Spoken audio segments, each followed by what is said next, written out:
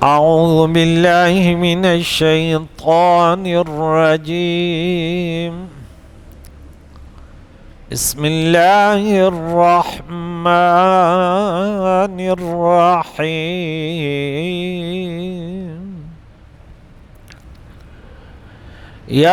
يسألونك عن الشهر الحرام قتال فيه قل قتال فيه كبير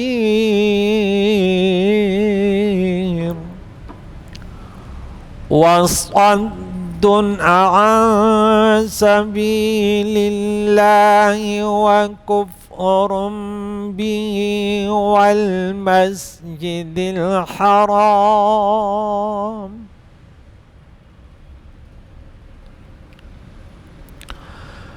وإخراج أهله منه أكبر عند الله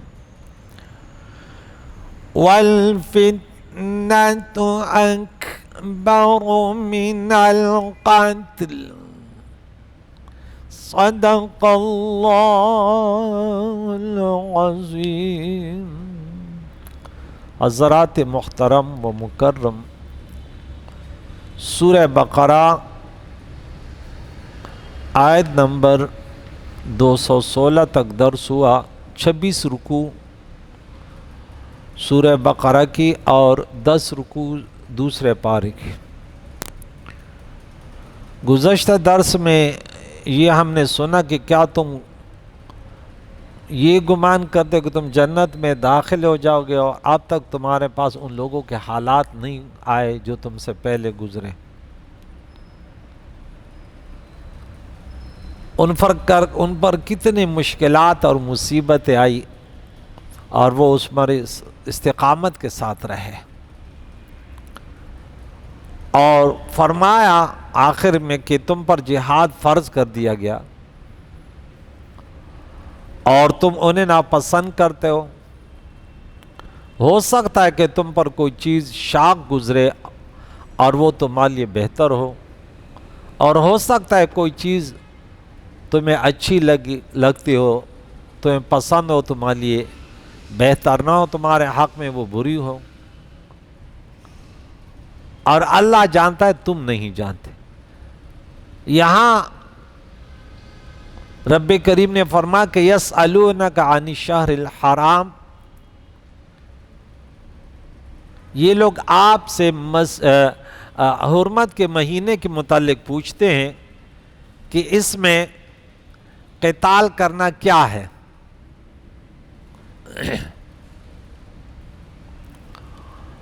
آپ فرما دیجئے کہ اس میں قتال کرنا بہت بڑا گناہ ہے، لیکن ساتھ یہ بھی یاد رکھو کہ لوگوں کو اللہ کے دین سے روکنا اور اللہ کے ساتھ کفر کرنا اور لوگوں کو مسجد حرام سے، بیت اللہ سے، وہاں نماز اور اعتکاف اور طوافوں سے روکنا اور ان کے ساکنین کو حرم سے نکالنا، وَإِخْرَاجُ أَهْلِهِ مِنْهُ، ہو کی ضمیر بیت اللہ کے مسجد حرام، اکبر عند اللہ، اللہ کے ہاں یہ اس سے بھی بڑا گناہ ہے. کہ تم یہ تو دیکھ رہے ہو، اب میں تفصیل بتاؤں گا، کہ مسلمانوں نے اس مہینے میں لڑ لیا اور یہ لڑ لیا، خود اللہ تعالیٰ کے گھر کو تم نے ویران کیا ہوا ہے، اللہ والوں کو اس مسجد میں نہیں آنے دیتے. بیعت رضوان کی طرف اشارہ ہے، صلح حدیبیہ کے مقام.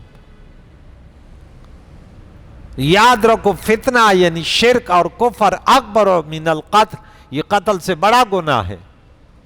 ان الشرک لظلم عظیم، قتل بڑا گناہ ہے لیکن شرک کے مقابلے میں چھوٹا گناہ ہے. کیونکہ اگر کسی نے قتل کیا، اللہ نہ کرے، اور اس نے اپنے آپ کو گناہگار سمجھا، دنیا سے گیا، پھر بھی ایک نہ ایک دن سزا پا کے جنت میں چلا جائے گا، لیکن مشرک کبھی نہیں جائے گا۔ ان اللہ لا یغفر ان یشرک بہ ویغفر ما دون ذلک لمن یشاء، سورہ نساء میں 48 اور 116 نمبر آیت میں پڑھیں گے۔ وَلَا يَزَالُونَ يُقَاتِلُونَكُمْ، اور وہ کافر تم سے ہمیشہ جنگ کرتے رہیں گے، حَتَّى يَرُدُّوكُمْ عَنْ دِينِكُمْ، یہاں تک کہ تمہیں تمہارے دین سے پھیر دیں۔ ان استطاعوا، اگر ان کا بس چلے تو وہ تمہیں دین اسلام پر وہ تمہیں نہیں رہنے دیں گے، اسے تمہیں پھیر دیں گے۔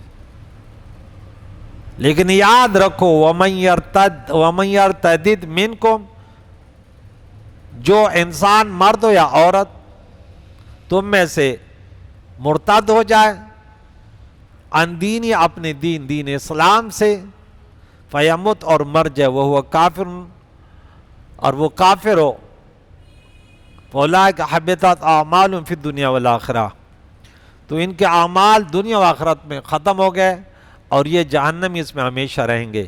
اور بے شک وہ لوگ جو ایمان لائے، ان الذین آمنوا وہاجروا، او ہجرت کی، وجاہدوا فی سبیل اللہ، اور اللہ کے راہ میں جہاد کیا، اولئک یرجون رحمت اللہ،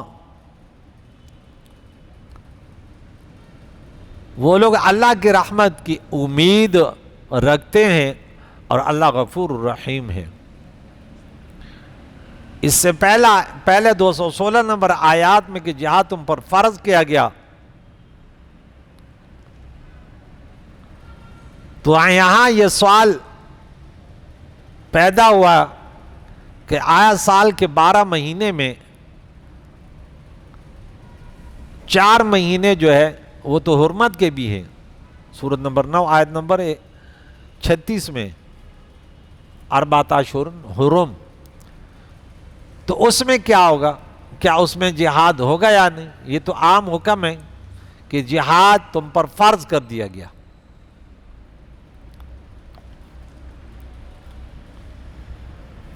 اصل میں یہ آیت مبارکہ 217 یہ ایک اعتراض کا جواب ہے۔ آپ نے اس کے ترجمے سے سمجھ لیا ہوگا کہ یہ غیروں کا اعتراض تھا، اور جن کے اندر کفر ہو، شرک ہو، فساد ہو، وہ اصلاح کرنے والوں میں بھی عیب تلاش کرتے ہیں۔ ان کی کوشش ہوتی ہے کسی نہ کسی طریقے سے انہیں کچھ موقع مل جائے اور اس کا ڈنڈورا کرے۔ مشرکین مکہ تھے ادھر، منافقین مدینہ، انہوں نے یہ ڈنڈورا پھیلا دیا کہ 2 ہجری میں عقائد و جہان نے مشرکین کے احوال پر نظر رکھنے کے لیے حضرت عبداللہ بن جہش کی قیادت میں ایک لشکر بھیجا۔ اس لشکر میں سے ایک شخص نے عمر بن حضرمی نام ایک شخص مشرک کو قتل کر دیا تھا۔ مورخین کا اس میں اختلاف ہے کہ آپ نے یہ لشکر جمادی اخری میں بھیجا تھا یا رجب میں۔ بہرحال عمر بن حضرمی کا قتل صحیح ہے کہ وہ رجب میں ہوا، اور رجب آپ لوگوں کو پتہ ہے کہ قمری مہینے میں 7واں مہینہ ہے اور وہ حرمت والا مہینہ ہے۔ تو اس پر مشرکین مکہ نے مسلمانوں پر اعتراض کیا کہ ایک طرف تو محمد صلی اللہ تعالی علیہ وسلم اللہ کے دین پر عمل کی دعوت دیتے ہیں، اور ادھر ان کے پیروکاروں کا یہ حال ہے کہ انہوں نے ماہ حرم میں ایک شخص کو قتل کر دیا، حالانکہ حرمت والے مہینے میں قتل کرنا یہ ملت ابراہیم ہے جس کے یہ دعوے دار ہیں، ان کے مطابق حرام ہے۔ تب اللہ تعالیٰ نے یہ آیت نازل کی، یہ لوگ آپ سے ماہ حرام میں جنگ کے متعلق پوچھتے ہیں، آپ کہیے کہ ماہ حرمت والے مہینے میں قتال کرنا بڑا گناہ ہے، لیکن لوگوں کو اسلام کے قبول کرنے سے منع کرنا اور اللہ کے ساتھ کفر کرنا اور لوگوں کو مسجد حرام سے روکنا اور ساکنین حرام کو وہاں سے نکالنا اللہ کے ہاں اس سے بھی بڑا گناہ ہے۔ تو جو لوگ ان بڑے گناہ میں ملوث ہیں وہ کس منہ سے ماہ حرام میں قتال کے سوال کے بارے میں قتال کے سوال کرتے ہیں کہ حضرت عبداللہ بن جاش رضی اللہ تعالیٰ عنہ نے کہ اس کو مار دیا اور یہ فلاں ہو گیا، یہ فلاں ہو گیا۔ تاریخی پس منظر اس کا کیا ہے؟ ابن اسحاق نے بیان کیا کہ رجب میں رسول اللہ صلی اللہ تعالیٰ علیہ وسلم نے عبداللہ بن جاش رضی اللہ تعالیٰ عنہ کو 8 مہاجرین کے ساتھ روانہ کیا، اور واقعی کا گمان ہے کہ رسول اللہ صلی اللہ علیہ وسلم نے ان کے ساتھ 12 مہاجرین کو روانہ کیا۔ پیارے آقا دو جہان نے حضرت عبداللہ بن جاش رضی اللہ تعالیٰ عنہ کو ایک خط دیا اور فرمایا 2 دن لگاتار سفر کرنے کے بعد اس خط کو کھولنا اور اس کو پڑھنا اور اس کے درج جو اس میں درج ہدایت ہیں اس پر عمل کرنا اور کسی کو مجبور نہ کرنا۔ اس خط میں لکھا تھا کہ تم نخلا، یہ مقام تھا مکہ اور طائف کے درمیان ایک مقام ہے، جب وہاں پہنچ جاؤ قریش کا ایک قافلہ وہاں سے گزرے گا، تم اس کے طاق میں ان کے گھات میں بیٹھو اور اس کی احوال ان کی خبریں ہم تک پہنچاؤ۔ حضرت عبداللہ بن جاش رضی اللہ تعالیٰ عنہ نے وہاں جا کر اس خط کو پڑھا اور اپنے اصحاب اپنے ساتھی کو سنایا، وہ سب خوش ہوئے اور جانے پر تیار ہوئے۔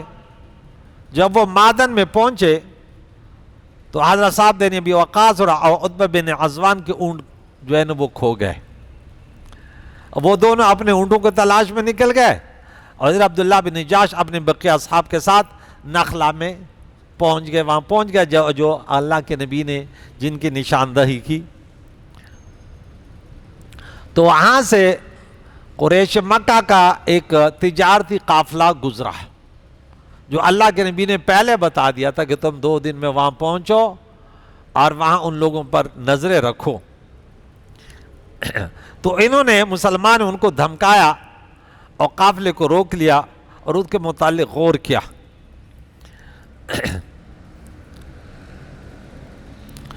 اس دن رجب کی آخری تاریخ تھی۔ ایک روایت یہ ہے، بعض نے کہا اگر تم نے ان کو چھوڑ دیا تو یہ حرم پہنچ جائیں گے اور تم سے محفوظ ہو جائیں گے، اور اگر تم نے اس سے جنگ کی تو تم ماہ حرم میں جنگ کرنے کا ارتکاب کرو گے۔ بالآخر اس نتیجے پر پہنچے کہ ان سے لڑا جائے، قافلہ قریش سے، اس تجارتی قافلے سے لڑا جائے۔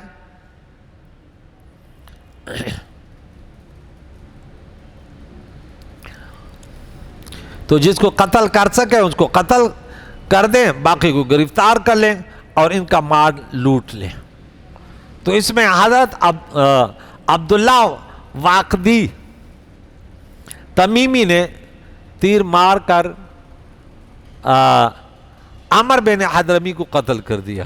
جب تیر چلا اس کو لگے وہ تو ختم، اور عثمان بن عبداللہ اور حکم بن قیسان کو گرفتار کر لیا، اور نوفل بن عبداللہ جو ہے وہ بھاگ نکلا۔ 4 افراد، 2 گرفتار، 1 قتل اور 1 فرار ہو گیا۔ عبداللہ بن جاش رضی اللہ تعالیٰ عنہ اس قافلے کے سامان اور 2 قیدیوں کو لے کر اپنے اصحابوں کے ساتھ مدینہ المنورہ میں پہنچ گئے۔ اس مال غنیمت کے 5 حصے بنائے، ایک حصہ رسول اللہ صلی اللہ علیہ وسلم کے لیے الگ کر لیا اور باقی آپس میں تقسیم کر لیے جیسے اللہ کا حکم تھا۔ اور اسلام میں یہ پہلا مال غنیمت تھا اور پہلا خمس تھا جو یہ رسول اللہ صلی اللہ علیہ وسلم کے پاس پہنچے تو آپ نے فرمایا تم ماہ حرم میں جا لڑائی کی، میں نے تو تمہیں یہ حکم بھی نہیں دیا تھا۔ تو اب کیا ہوگا؟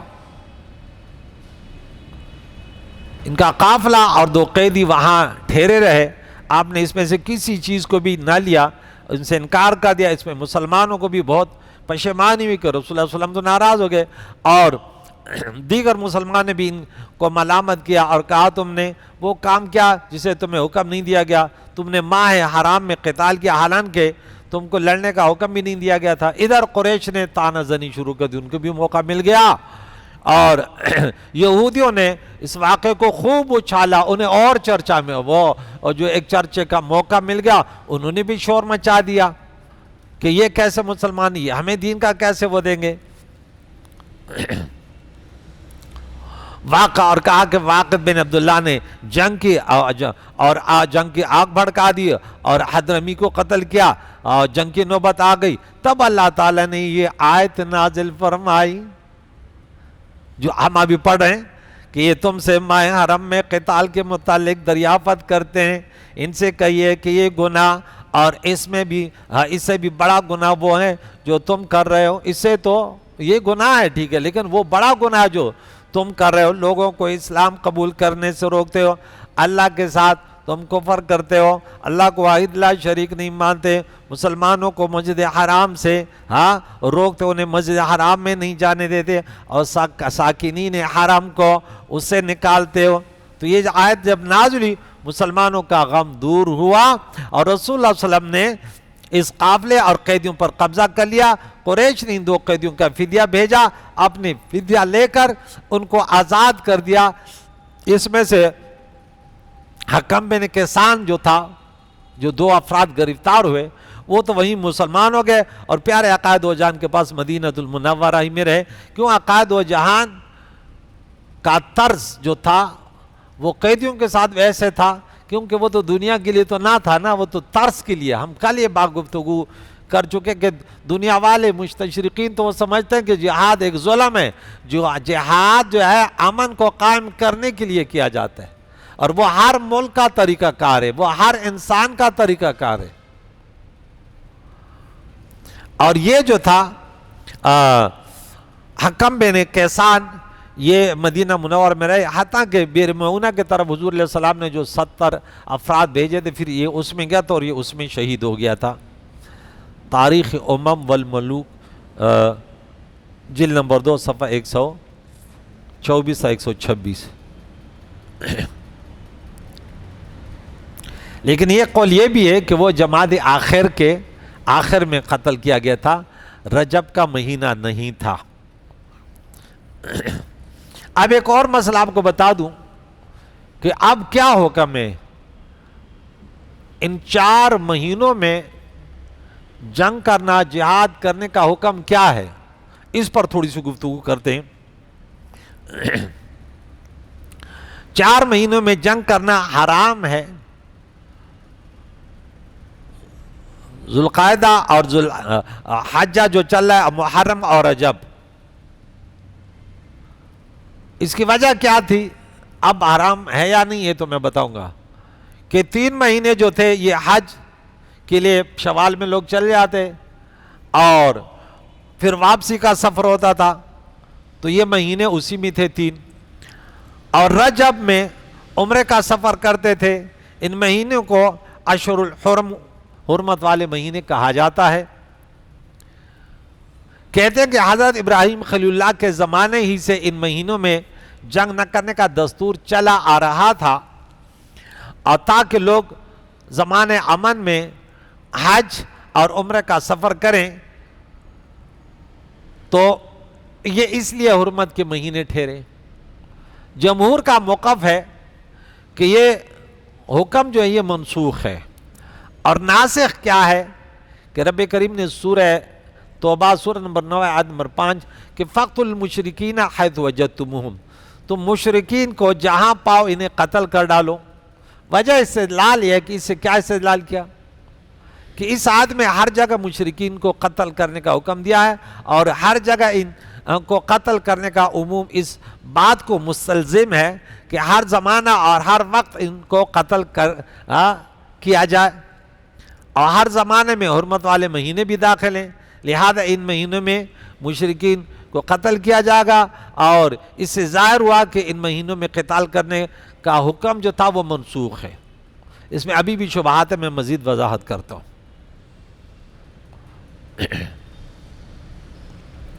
ایک قول یہ بھی ہے کہ علامہ ابو الحیان اندلوسی لکھتے ہیں کہ ان مہینوں میں قتال کی حرمت اس منسوخ ہے۔ اس کی وجہ یہ ہے کہ پیارے آقا دو جان نے ثقیف سے ماہ حرم میں قتال کیا تھا، اور آپ نے ماہ حرم میں قتال کے لیے ابو عامر کو اوتاس روانہ کیا تھا، جہاد کے لیے بھیجا تھا۔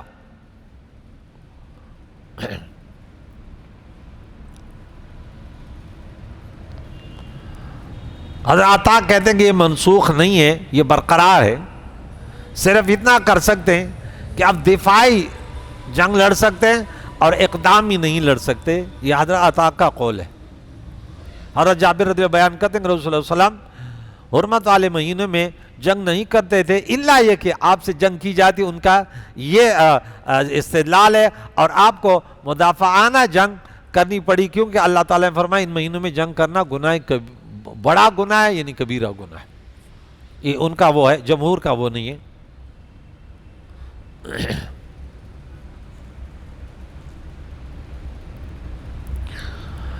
ہمارے ائمہ احناف کے نزدیک خاص کو عام سے منسوخ کرنا جائز ہے، اس میں نہ لڑو یہ خاص ہے، مشرکوں سے لڑو یہ عام ہے، عام حکم سے خاص حکم کو منسوخ کیا جا سکتا ہے۔ عبداللہ بن عباس رضی اللہ تعالیٰ عنہ سے اس آیت کے متعلق پوچھا گیا تو انہوں نے کہا یہ آیت منسوخ ہے اور ماہ حرم میں قتال کرنا جائز ہے، البتہ عطا نے اس میں اختلاف کیا جو ہم پہلے بیان کر چکے ہیں۔ جمہور کے نزدیک اس آیت کا حکم منسوخ ہے، سوائے بعض کا اختلاف۔ علامہ ماوردی شافعی لکھتے ہیں کہ زہری نے کہا کہ حرمت والے مہینوں میں قتال کی ممانعت کا حکم منسوخ ہو گیا، کیونکہ اللہ تعالیٰ نے فرمایا وَقَاتِلُوا الْمُشْرِكِينَ كَافَّةً كَمَا يُقَاتِلُونَكُمْ كَافَّةً۔ وہ اس سے استدلال کرتے کہ مشرکوں سے ایسے مل کر لڑو جیسے وہ تمہارے ساتھ لڑتے ہیں۔ ہمارے ایک اور دلیل کہ عقاد و جہان نے حوازن سے حنین میں اور ثقیف سے طائف میں ان مہینوں میں جنگ کی، حرمت والے مہینوں میں جنگ کی، اور اپنے ابو العاص یا ابو عامر کو اوتاس میں ان مہینوں میں جنگ کے لیے بھیجا، اور قریش سے قتال کے لیے یہ ایک اور بڑا استدلال بیعت رضوان بھی ذوالقعدہ میں ہوئی تھی۔ کیا عقاد و جہان جب مدینہ تو طیبات سے روانہ ہوئے، وہاں مقام حدیبیہ پر پہنچے تو حرمت کا مہینہ تھا، کون سا تھا؟ ذوالقعدہ کا مہینہ تھا، اور وہاں جو کچھ ہوا تفصیل ہے۔ تو پھر حضرت عثمان کو جب بھیجا گیا تو یہ خبر آئی کہ ان کو شہید کر دیا گیا۔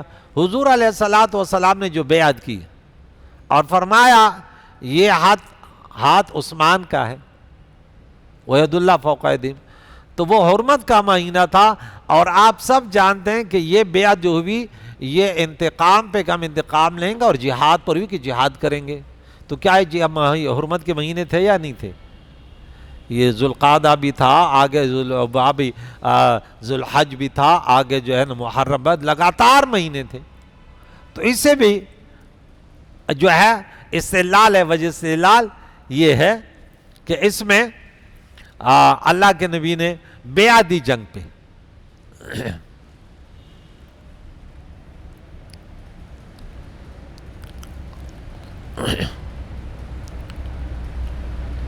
وَقَاتِلُ الْمُشْرِكُونَ كَافَّةً كَمَا يُقَاتِلُونَكُمْ كَافَّةً، 36 نمبر آیت۔ اچھا، یہاں ایک اور علامہ قاضی ثناء اللہ پانی پتی رحمہ اللہ بھی اس میں اختلاف کرتے ہیں۔ وہ کہتے ہیں کہ خاص عام سے منسوخ ہونا قطعی نہیں ہے، شوافع کا اس میں اختلاف ہے، لیکن انہوں نے اس پر غور نہیں کیا کہ شوافع کے نزدیک بھی یہ آیت منسوخ ہے، پیارے آقا دو جان نے حرمت والے مہینے میں قتال کیا ہے۔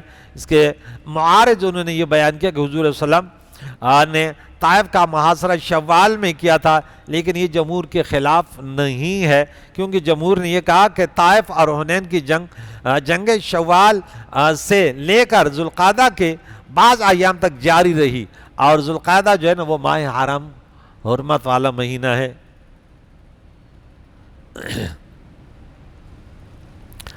ہم نے جو کہا کہ سورہ توبہ نمبر 36 آیت منسوخ ہے، اس کی وجہ یہ کہ بکثرت احادیث مشہورہ میں ہے کہ پیارے آقا دو جان نے حوازن سے حنین میں اور ثقیف سے طائف میں جنگ کی، عامر کو مشرکین سے جنگ کے لیے طائف بھیجا، اور یہ جنگیں شوال ذوالقعدہ کے بعض ایام میں ہوئی، اور ذوالقعدہ ماہ حرم ہے۔ اگر ان میں قتال اور جہاد حرام اور گناہ ہوتا تو پیارے آقا دو جان علیہ الصلوۃ والسلام ان مہینوں میں قتال نہ کرتے، کیونکہ آپ سب سے زیادہ حرام اور معصیت سے اجتناب کرنے والے تھے۔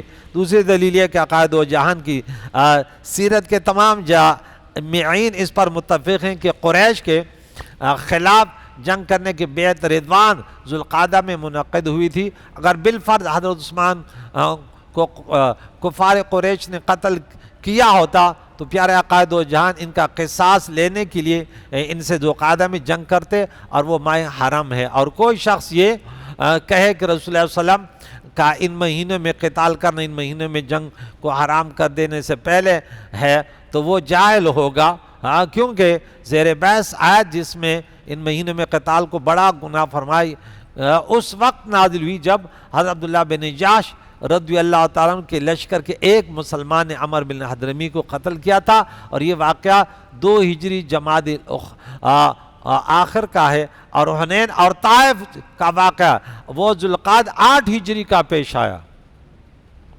تو بھائی وہ کہاں کا تھا اور یہ کہاں کا تھا؟ اس میں تو بیچ میں 6 سال گزر گئے تھے۔ لہٰذا جس رزلٹ پر ہم پہنچے کہ جمہور کا موقف یہ ہے، احناف کا یہ ہے کہ ان مہینوں میں یہ حکم منسوخ ہے، اور اب جو ہے جب ایسے موقع آ جائے تو جہاد کیا جائے گا۔ یہ معنی نہیں ہے جو مستشرقین اور مخالفین لیتے ہیں کہ نہیں یہ ان کے ہاں تو جہاں بھی کافر کو پائے تو قتل کیا جاتا، ایسے نہیں ہے۔ اس کے وجوہات ہوتے ہیں، ان کے کچھ طریقے ہوتے ہیں۔ ملک کے باغیوں کو یا وغیرہ فسادیوں کو بھی جو سزائیں دی جاتی وہ ایسے نہیں کہ عام انسانوں کو کوئی خاص حکم کو عام لے تو یہ غلط ہے نا۔ اب وہ ناموس رسالت پر کوئی عملہ کرے، ناموس قرآن پر کرے وغیرہ وغیرہ، مسلمان انہوں کو تنبیہ کرے کہ دیکھیں یہ آپ لوگ غلط کریں، تو یہ تو ہمارا حق بنتا ہے کہ بھائی آپ لوگ ایسے نہ کریں۔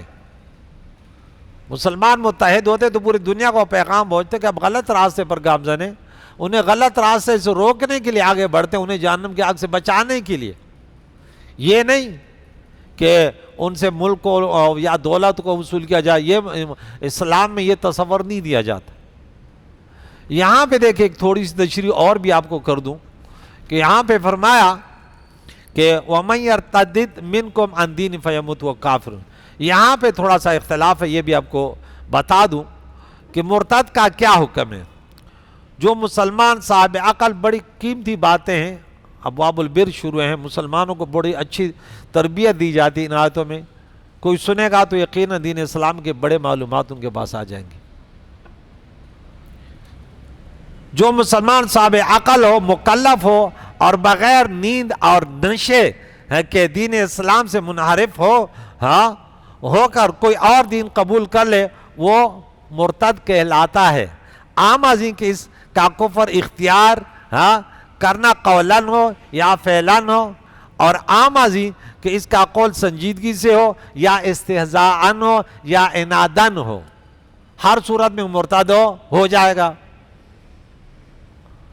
علامہ سرخسی رحمۃ اللہ علیہ حنفی وہ لکھتے ہیں کہ جب مسلمان معاذ اللہ مرتد ہو جائے تو اس پر اسلام پیش کیا جائے گا، اور اس کے خلاف جو اس کے شبہات ہیں ان کو زائل کر دیا جائے گا۔ اگر وہ مسلمان ہو جائے تو فبہا، ورنہ اس کو قتل کر دیا جائے گا۔ البتہ اگر وہ مہلت طلب کرے تو ان کو 3 دن کی مہلت بھی دی جائے گی۔ حضرت علی، حضرت ابن مسعود اور حضرت معاذ وغیرہ رضی اللہ تعالیٰ عنہم سے مروی ہے کہ مرتد کی سزا کیا ہے؟ قتل۔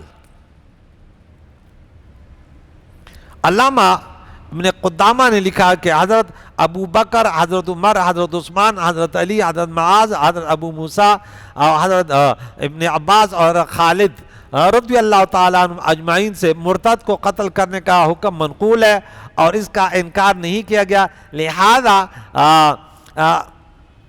قتل مرتد پر اجماع ہو گیا۔ قتل یہ اجماعی مسئلہ ہے۔ قرآن اور سنت سے استدلال، قل للمخلفین من الاعراب ستدعون الى قوم اولی باس شدید تقاتلونهم او یسلمون، ان سے پیچھے رہنے والے دیہاتیوں سے آپ فرما دیجئے ان قریب تم ایک ایسی قوم مرتدین اہل یمامہ کی طرف بلائے جاؤ گے جو سخت جنگجو ہوں گے، ان سے لڑتے رہو گے، یا وہ مسلمان ہو جائیں گے یا ختم۔ اس آیت سے وجہ استدلال ہے کہ مرتدین کے لیے صرف دو راستے ہیں، یا تو ختم اور یا دوبارہ اسلام کی طرح جائیں، تیسری کوئی صورت نہیں ہے۔ امام بخاری روایت کرتے ہیں کہ عبداللہ ابن عباس رضی اللہ تعالیٰ عنہما بیان کرتے ہیں کہ رسول اللہ صلی اللہ علیہ وسلم نے فرمایا جو شخص اپنا دین تبدیل کرے اس کو قتل کر دو۔ صحیح بخاری میں حدیث موجود ہے، اور اس طرح ابو داؤد میں، ترمذی میں، نسائی، ابن ماجہ، امام احمد نے بھی اس کو روایت کیا۔ ایک اور روایت ہے زید بن اسلم رضی اللہ بیان کرتے ہیں کہ رسول اللہ صلی اللہ علیہ وسلم نے فرمایا جو شخص اپنا دین تبدیل کرے اس کو قتل کر دو۔ ایک اور روایت ہے عقائد و جان نے فرمایا جو شخص اپنے دین کو تبدیل کرے اس کو قتل کر دو۔ ان تمام احادیث مبارکہ سے کہ مرتد کو قتل کیا جائے گا۔ اس میں تھوڑا سا ائمہ مجتہدین کا اختلاف ہے۔ علامہ ابن قدامہ نے لکھا کہ امام احمد، امام مالک اور امام شافعی کا مسلک یہ کہ مرتد خواہ مرد ہو یا عورت اس کو قتل کیا جائے گا۔ ان کی دلیل یہ ہے کہ رسول اللہ صلی اللہ علیہ وسلم نے فرمایا جو شخص اپنے دین کو تبدیل کرے اس کو قتل کر دو، مرد ہو یا جو شخص من یرتد، تو من وہ عورت کو بھی شامل ہے۔ اور لیکن امام ابو حنیفہ کا مذہب یہ ہے کہ عورت کو قتل نہیں کیا جائے گا اگر وہ مرتد ہو جائے۔ صحابہ میں سے حضرت علی اور تابعین میں سے حضرت بصری اور قتادہ رضی اللہ تعالیٰ عنہ کا موقف بھی یہی ہے، کیونکہ پیارے آقا دو جان نے فرمایا کہ عورت کو قتل نہ کرو، مسلم کی روایت ہے۔ اور جب عورت کو کفر اصلی کی وجہ سے قتل نہیں کیا جاتا تو کفر طاری کی وجہ سے، جس پر طاری وہ پہلے تو نہیں تھی کافر، تو اس کو قتل نہیں کیا جائے گا۔ نیز حضرت ابوبکر صدیق نے بنو حنفیہ کہ عورتوں اور بچوں کو غلام بنا لیا، اور ان میں سے ایک عورت حضرت علی کو دی تھی جسے محمد بن حنفیہ پیدا ہوئے، اور حضرت ابوبکر نے محضر حاضر صحابہ میں یہ کام کیا تھا، اس لیے اس پر اجماع ہو گیا کہ عورت، بچوں وغیرہ بہت ساروں کو مستثنا کیا گیا، تو اس لیے امام ابو حنیفہ نے بولا کہ ان کو قتل نہیں کیا جائے گا۔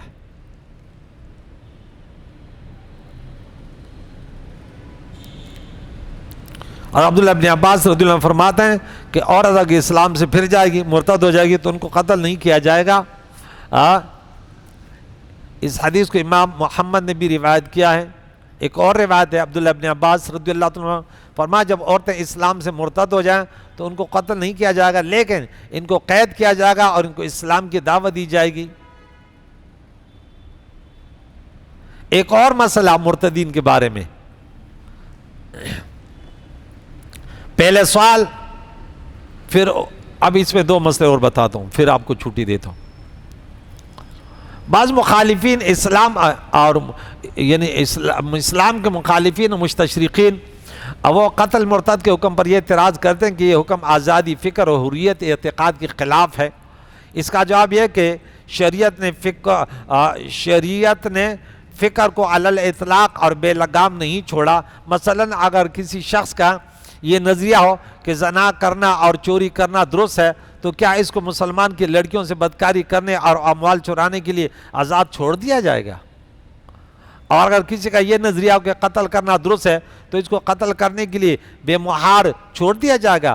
اگر ان کے اخلاقی مجرموں کو سزا دی جائے تو کیا یہ آزادی فکر اور حریت اعتقاد کے خلاف ہوگا؟ کیا یہ ہمارا بھی اعتراض ہے؟ پھر تمام دنیا کے ملکوں میں یہ قاعدہ ہے، تو ہم دنیا والوں کو ہم ایک پیغام دیتے ہیں کہ مسلمانوں جیسے کوئی عدل دنیا میں انصاف پر مبنی قانون کسی کا پاس نہیں ہے، لیکن سوچتے نہیں، گہرے سوچ کے ساتھ سوچتے نہیں ہیں۔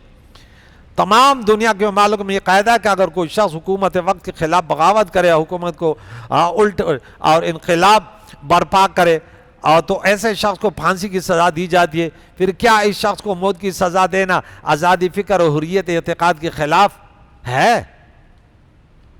اس کو سزا آپ دیتے ہیں نا، پھر اس کو بھی بولو کہ نہیں، اس کو رہنے دو۔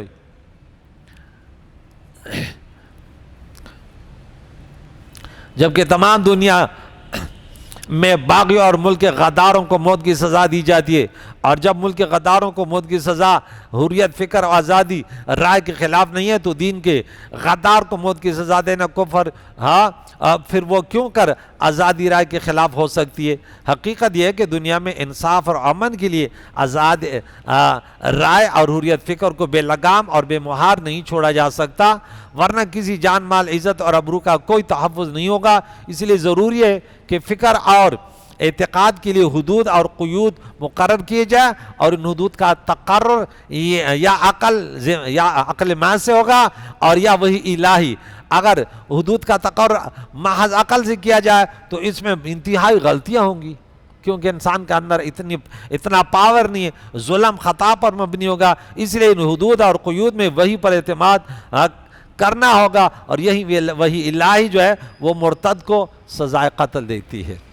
اب آگے انہوں نے یہ کہا کہ لا اکراہ فی الدین، تو ہم کہتے ہیں یہ ایسے نہیں ہے، یہ تو ابتدائی طور پر اگر کوئی کلمہ نہیں پڑھتا ٹھیک ہے، لیکن جب اسلام میں آگا پھر اس کی سزا الگ ہے۔ یہاں ایک اور قرآن میں ہم نے پڑھا کہ وہ مر گیا تو اس کے اعمال ضائع ہو جائیں گے۔ اس کو ذرا سوچ کے آپ دیکھیں، یہ ایک وہ ہے کہ یہاں فرمایا کہ وہ دین سے پھر گیا، فیموت، اور مر گیا اور وہ کافر تھا، تو ان کے اعمال دنیا آخرت میں۔ اب آیا کوئی شخص مرتد ہو گیا، پھر مسلمان ہو گیا، اس کے جو اعمال تھے وہ ضائع ہو گئے یا برقرار رہیں گے؟ اس پر تھوڑی سی بات۔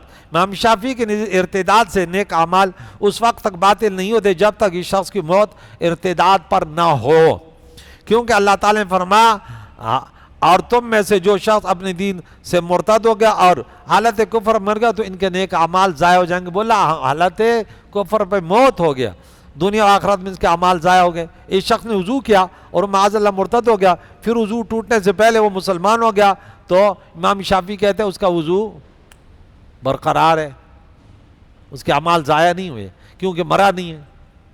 اسی طرح دوسری بات، اگر کسی شخص نے حج کر لیا پھر وہ مرتد ہو گیا، پھر وہ زندگی میں مسلمان ہو گیا، امام شافعی کہتے ہیں اس کا حج برقرار ہے۔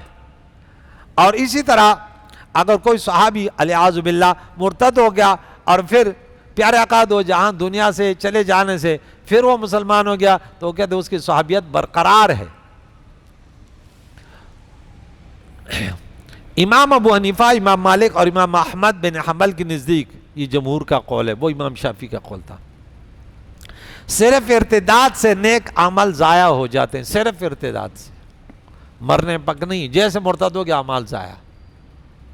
لہذا اگر کسی شخص نے وضو کیا اور مرتد ہو گیا اور اس کے بعد وہ پھر دوبارہ مسلمان ہو گیا، وضو دوبارہ کرے گا۔ کسی نے حج کیا پھر مرتد ہو گیا، پھر وہ مسلمان ہو گیا، اب اگر استطاعت ہے تو پھر وہ حج کرے گا۔ اور اسی طرح اگر کوئی مرتد ہو گیا اور وہ حضور دنیا سے پردہ فرما گئے، اب وہ پھر مسلمان ہو گیا، تو وہ تابعی کہلائے گا، صحابی نہیں کہلائے گا، ٹھیک ہے نا؟ شرف صحابیت باطل ہو گیا۔ اب اگر حضور علیہ السلام کی وصال کے بعد مسلمان ہو تو وہ تابعی کہلائے گا، صحابی نہیں۔ ائمہ ثلاثہ کی دلیل یہ ہے کہ آیت میں 2 جرم اور 2 سزائیں ہیں بیان کی ہیں۔ ایک جرم یہ ہے کہ مرتد ہونا، دوسرا جرم ہے تا حیات مرتد رہنا اور ارتداد پر ہی مرنا اور رجوع الی الاسلام نہ کرنا، اور ایک سزا یہ ہے کہ اعمال ضائع ہو گئے، اور دوسری سزا کیا ہے؟ ہمیشہ جہنم میں رہنا۔ سزائیں بھی 2 ہیں اور جرم بھی 2 ہیں۔ اس میں مزید بھی دلائل دیے ہیں، اللہ تعالیٰ ہمیں عمل کرنے کی توفیق عطا فرمائے۔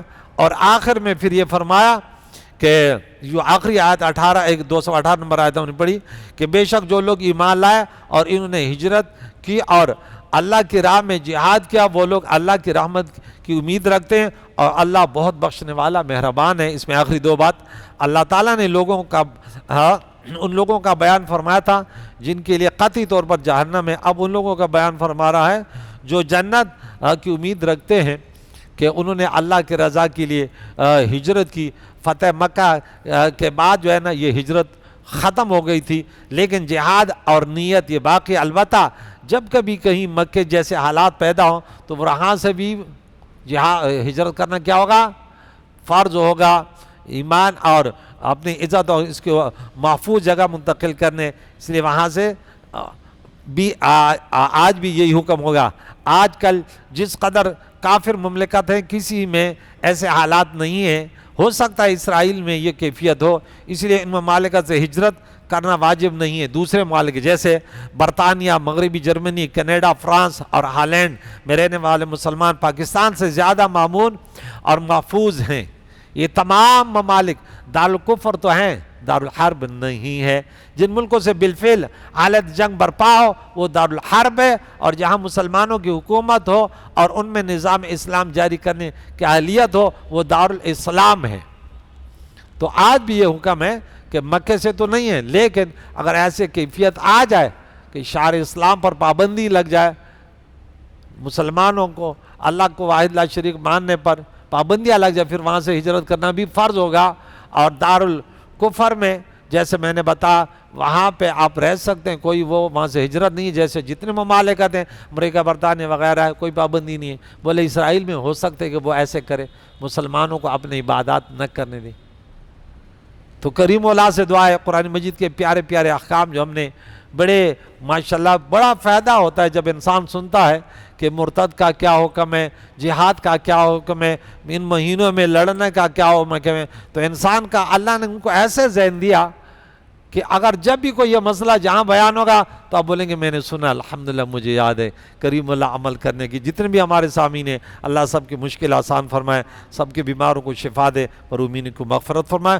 صلی اللہ تعالیٰ محمد و صحبہ اجمعین برحمتک۔